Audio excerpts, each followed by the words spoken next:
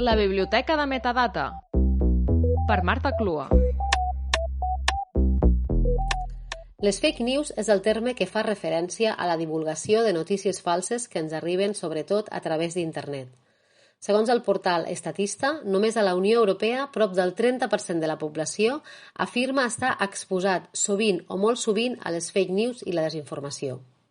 Per això, iniciatives com Verificat prenen més rellevància que mai. Verificat és una plataforma de fact-checking sense ànim de lucre a Catalunya que es dedica a verificar el discurs polític i el contingut que circula a les xarxes i a l'educació per al consum crític de la informació. En la seva web trobem verificacions de notícies i titulars publicades en diversos mitjans, tant de l'àmbit polític, educatiu com científic. I és que avui en dia cada vegada ens informem de temes científics per internet, sobretot els que tenen a veure amb la salut i la medicina, i per aquesta raó cal anar molt en compte de quines notícies són les que hi trobem. D'això i de molt més ens parla la novel·la que us recomano. Es tracta de Amb l'aigua al coll, d'en Daniel Arbós, editat per Amsterdam. En Dídac és un executiu d'èxit amb molta ambició que després d'un revés professional inesperat es queda sense feina. En aquest impàs, i seguint el consell d'un dels seus millors amics, Antoni, es retira un cap de setmana a una masia aïllada prop del Montseny, que regenta Laurem Biaix. Laurem és una amiga hippie de tots dos que ha convertit la masia familiar, la masia Cluet, en un centre de teràpies alternatives i en un espai lliure de radiació electromagnètica.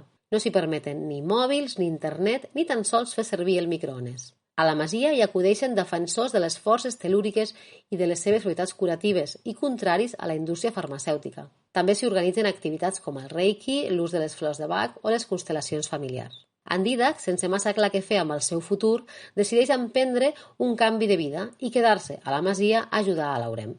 Però és allà on descobreix que moltes persones creuen que beure un parell de gots d'aigua de mar al dia és un hàbit molt sa. Aquesta creença desperta en el Dídac el seu esperit emprenedor.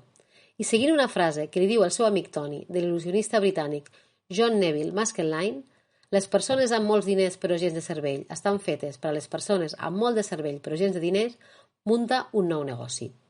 Amb aquesta premissa, convencerà a Laurem i també al seu amic Tony, biòleg marí, a muntar un petit negoci amb l'aigua de mar.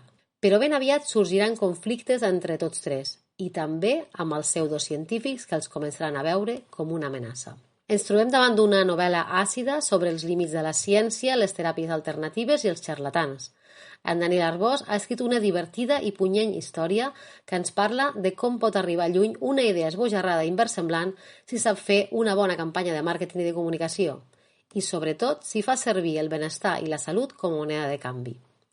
Un dels encerts de la novel·la són els tres personatges principals, en Dídac, Antoni i Laurem Biaix, ja que cadascun ens mostra diferents punts de vista sobre un mateix tema. En Dídac, l'empresari ambiciós que genera un negoci milionari a partir d'una idea més que qüestionable. Antoni, biòleg marí, defensor del rigor científic i que posa en dubte qualsevol hipòtesi no contrastada, però que per dificultats econòmiques pot acabar cedint, i Laurem Biaix, hippie idealista, ferma defensora de la vida natural i probablement la ment més honesta i desinteressada del projecte. Anirem coneixent les visions de cadascun d'ells i veurem com viuen el fenomen que es produeix per la venda de l'aigua marina i, sobretot, de l'impacte que té en les seves vides. Amb l'aigua al coll és una delirant i divertida novel·la, narrada de manera àgil, que manté un bon ritme que fa que el pugui llegir d'una sentada. Amb l'aigua al coll és un llibre que posa de manifest el debat existent entre la medicina i les teràpies alternatives, que ens parla de l'impacte d'una bona campanya de màrqueting en un món on les xarxes socials tenen un abast espectacular, i que obre la porta a qüestionar-se les creences sense base científica ni racional, a les que moltes persones s'aferren per esperança o per convicció, però sobretot el que pretén la novel·la és denunciar els que se'n volen aprofitar. Per tancar la meva recomanació faré servir una frase del llibre. S'ha de tenir la ment oberta, però no tant com perquè et caigui el cervell a terra. Acabes d'escoltar La biblioteca de metadata.